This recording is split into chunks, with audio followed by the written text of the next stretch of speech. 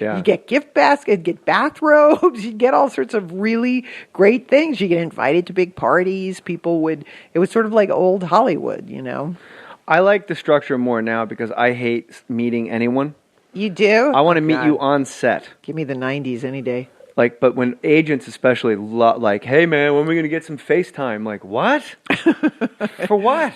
I want to work. You want me to work so you can get commission from me working. Us sitting down across a desk isn't going to expedite this process. Or maybe it is. In your experience, do you need to sit and talk with your agent face to face for things to go more smoothly? Sometimes. Really? Well, yeah, I like them to come to the set and, you know. Oh, I'm talking about see like when they want to everything. like go out, like let's go get lunch, man. Well, that I'm not so interested in. But I like Doing them a very coming. specific agent impression that she knows who it is. I like them coming to visit. But no, I think those days were fun. How did you meet Martin Scorsese? On Cape Fear? No, Jesus. We All right, met. Jesus. This is such an old story, but we met. I was working for a publicist, and they needed to dub screams for Last Temptation of Christ.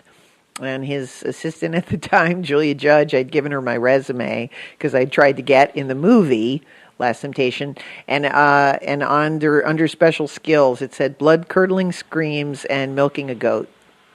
And Where did you learn to milk goats? I grew up. We had goats growing up. So Where? In Massachusetts. You're a to me, you're just born and bred in Manhattan. Really? Yeah, you're just such a Manhattanite to me. Oh, that's so Upper East funny. Side Mobile. Well, later on, because I went there so long. Anyway, I knew how to milk goats, and I remember I did a play where I got Thank murdered. God you got... Oh, sorry, what? No, I did a play, and I got murdered in the play. And the director told me I had a great scream. And so cut to, I was, you're trying to put something on your resume to get noticed. And it got, and she called me. I was working for Peggy, and she said, do you really have a good scream? I was like, oh, yeah, it's great. So she said, can you come down to the dubbing room? And, we need to dub screams for Barbara Hershey in the scene where she's getting She just pelted. wasn't a good screamer? She's getting pelted with rocks, and they use these styrofoam rocks. And I got to tell you, Last Temptation of Christ is one of the few Martin Scorsese hiring misfires. Like Barbara Hershey, to me, looks like she's in a Lifetime movie. Like Defoe is Christ, I'm in. Yeah. And everyone. Victor Argo, I'm in. Yeah. Keitel is Judas. That bird never really flew. He's always like, because he never was not Keitel. He's like, Jesus, how could you do this? You asked me to betray you. So I betrayed you with a kiss. There's no goddamn jobs in Bethlehem, is there? You're like, whoa, that's really Harvey Keitel in a wig. Like you look like a Will Ferrell sketch. Subsequent podcast will do the Marty years. But anyway, I was just happy to, I went down and did my... How do you scream all day? Like when you do scream work? It was crazy. I went in and I was like right out of acting school. And I met Marty and Thelma Schoonmaker was there. They were all in the dubbing room at the Brill Building, where we later shot Picture Perfect, the Brill Building, home of so many memorable moments in my life. But anyway, I was there. They said, okay, let's hear it. So how many do you do when you do it? I did my scream, and I said, here's what I'm going to do.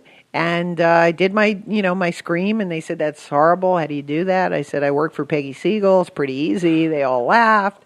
And they said, okay, can you come tonight? And we're going to do it. And then I went tonight, and then it was like I actually had lines I had to say, run for your life. Jerusalem is on fire. Run for your life. The city is burning. I was like, I never even been in a movie. I was like totally panicked. And now I suddenly was like, okay, these were all lines that were they wild lines for just people in a mob deal, or they were Barbara Hershey's lines? No, this was now for this other actress. I don't want to say her name, but like I had to do that in addition to doing the screams. So I said, okay, here's what I'm going to do. I'm going to go in the corner. I'm going to make myself cry. I don't think I was 22 at the time. I was so like a young idiot. But I was like, I'm going to go in the corner. I'm going to do 100 jumping jacks. I'm going to make myself cry. And then I'm going to go up to the microphone. And everyone went, okay. Like again, like as if that was totally because you're young, you're starting out, you're like, now you could do anything really But when simple. you like the specific scream, yes, is that don't do it here because I won't do it here. This is a neighborhood where they'll come in with the guns drawn. Yes, and they'll just assume that I finally murdered the construction neighbors next door. Do you scream all day? Are you screaming? Do you just do one scream? They're like, yeah, that'll work. it was screaming and crying and running. That's when she's getting stoned, right? Yeah, it was so much harder than I thought. But I did a certain technique. I kind of screamed, and I put my fist in my mouth and screamed. It was like this whole thing that I did. And when I finished, they all like, oh, they loved it. It was hard. You do an hour? How long does this take? I was there like an hour. And then... And as the last scream, are you losing your voice? Or do you know how to do it because you were trained so well through like acting schools that you can actually scream for an hour straight and the last one is the same as the first? I was probably losing my voice, but the adrenaline was so high. You're fired of up. Doing this. And then...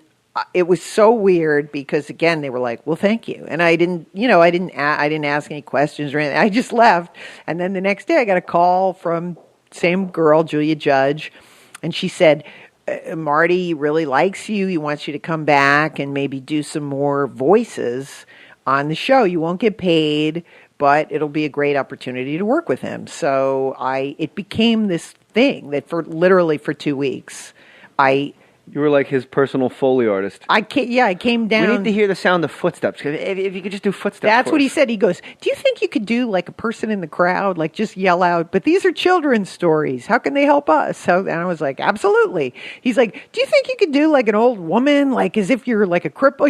So I'm all over the movie. He's like, "Listen, we got one more thing. Can you do Jesus's mother? Just yell out like," he goes, "It's in the scene where he's holding the cross and just be like, my son, like sound like an old woman." And I mean, of course, I was like young, and everything he said, I was like, absolutely, of course. Well, I mean, we would all react that way now. So to anything he said, he's sort of the guy. He's really no one ahead of him in line as far as great directors. Yeah. So, but at the time, Glenn Gordon Karen. Yes, second, number 1A, second only to not Marty. even second, 1A, second only to Marty, and Alexander Payne, maybe also awesome, but yeah. So through the process of doing this over this 2-week period, the whole thing. I owe Mel Brooks a huge debt because he was leaving outside, and then he goes, "All right, well, I'm going to go wash up. I'll be right back." And I said, "That's right. I'm going to go save France. You wash up." And Marty put his hand on the door. He turned around and he goes, "Mel Brooks, 2,000-Year-Old Man?" And I go, "Yeah, my favorite album. Listened to it all the time when I was growing up." And he was like, "Hold on a minute." And he just like turned around. I fell in love that moment. I bet. He sort of says, he's like, not only, he goes, "She knows Mel Brooks." And I was because of that. And he goes, "I'm on 2013-Year-Old Man." He goes, "You can hear me laughing on the sequel." Like even at his level of success, I need you to give me a little credit. Yes. I don't know if you're familiar with my work. Yeah. But you can hear my laugh. You can hear my on laugh a Mel Brooks album. On the 2013-Year-Old Man. I know there's this whole Goodfellas and all this stuff. Oh, that wasn't yet. I don't know if you saw Mean Streets, but forget all that. Yeah. If you listen to a Mel Brooks album, you can hear me laugh. Yes. So it never ends. So he brings in the album. He goes, "That's me." He's like pointing out himself laughing. And you got Taxi Driver on a loop behind you going, "So's this." You ever see what a .45 Magnum could do? That you should see.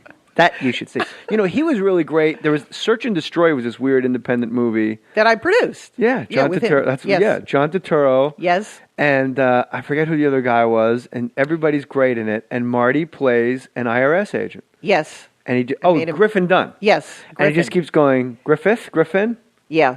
I'm not being a jerk. I really don't know his first name.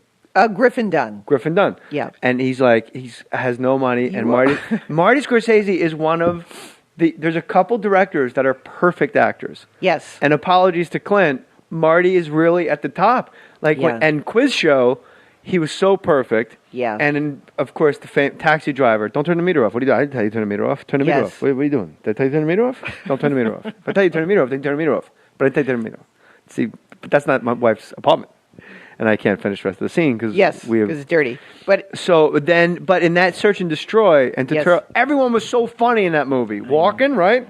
Yeah. And then he keeps saying to Griffin Dunn, okay, that's fine. But you owe... No, he doesn't say that's fine. Griffin Dunn goes, I got this coming in, I got that coming in, I got things happening. He goes, you owe the state of Florida $333.14. Yes. And Griffin Dunn just goes through his whole thing like, I understand that. And he goes, okay. You owe the state of Florida.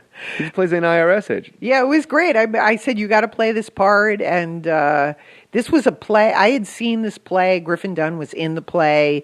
And it was like a one act. It didn't have a second act. And I thought it would make a great movie. And again, it was just an excuse for me to like work with people that I was obsessed with, like Chris Walken and John Turturro and Marty. Tell me about it. We went to Chris's apartment.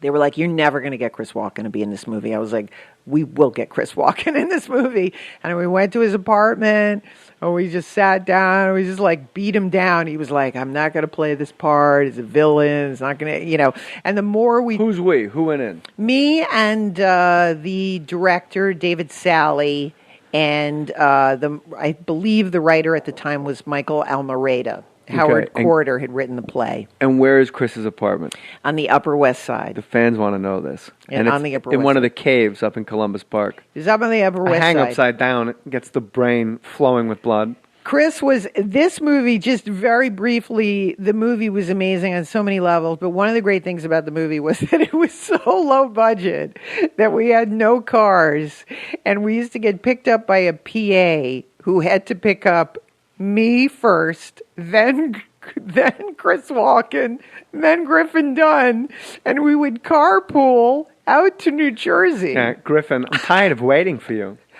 We were down here for 10 minutes while you send the kids off to school. It was crazy. And sometimes... It's a very good movie, and it's one of those movies that I'm surprised doesn't have... Like, I'm sure Angie's never heard of it. Search and Destroy. Like, there's a whole culture of people that pride themselves on knowing really cool, great indies. Yes. And this was, like, the one. This is the big one where, like, I was such a walk-in file that everybody would be like, did you see Search and Destroy? Yeah. And then I was pleasantly surprised that you were all over it, and then Marty Scorsese's all over it. I call him Marty. Well, yeah, we were. It was a big hit. This was like, we've got some go-to jokes on Easy to Assemble, and one of them, what's it like to work with Robert De Niro? Why was Action canceled? And it was a big hit in France because, like, I had a string of like, it was not popular here, but Search and Destroy in France was a huge hit. So you've really never been in this business for the cash. You really are like an artist.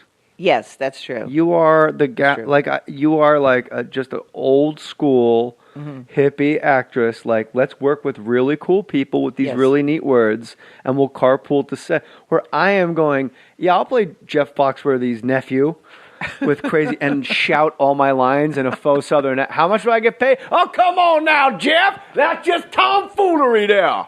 And meanwhile, you're shooting, Search and Destroy for $0. I'm getting paid out the wazoo to do nonsense, and you're doing like real serious You're getting raped by Robert De Niro. Did he fuck you like? And he bites your ear off. Yes, and spits it at you. Yes, in Cape Fear. And I had that was picture perfect. Yeah, that scene got cut. The Search and Destroy was like, first of all, Dennis Hopper. You also forgot working with Dennis Hopper. These were people that were like, all I cared about was I wanted to be in a movie with John Turturro. I idolized, when I was going to acting school, I just idolized John Turturro. Why doesn't he act more? Maybe he's into writing, directing, or maybe it's hard to get work. I don't know. There's so many talents. He's directing a play now on Broadway, right? Yeah. But he's one of my favorites. He's amazing. And he's a good impressionist. On Saturday Night Live, he did Walk-In with me. We did a Walk-In sketch, and he came on my Walk-In talk show as my brother Eugene Walken. And he does a pretty good Walken. He does a great Nixon. Yeah, he does a good Burt Lancaster. Really? Yeah, he actually does the best Marty of anybody. And we've done 2 movies together. On Grace of My Heart, he used to do Marty all the time, and. He did a good, and he did Burt. We've got some funny outtakes from that movie. But Search and Destroy was like just trying to keep up with Walken because he would say something different every time. Yeah. And like we'd be doing Griffin Dunn and I would be doing some scene. We'd be trying to prepare. It was like we're in a chemical dump in New Jersey in the middle of the night. That you just explained New Jersey though. Yeah, sorry. A chemical dump called New Jersey. Called New Jersey? No, not at all. My home state. Not at all. I could say it because I'm from there. I'm not saying it. It's So then all walking Jay. would just make you guys nuts? No, we'd be crying. We'd be in the back of the scene, and it would be like, right, they're going to call action, and because he's done something terrible, he's killed someone. Yeah. And then, like, You told me this, I think. we'd be in the back seat, and like Griffin and I were sort of gearing up and starting to cry and everything. Because you had just shot a cop, right? Yeah. There's a dead cop. Yeah. And Yeah. Chris would suddenly, like, he'd look in the rearview mirror, and he goes, did anyone see, I can't do the walk, and he goes, did anyone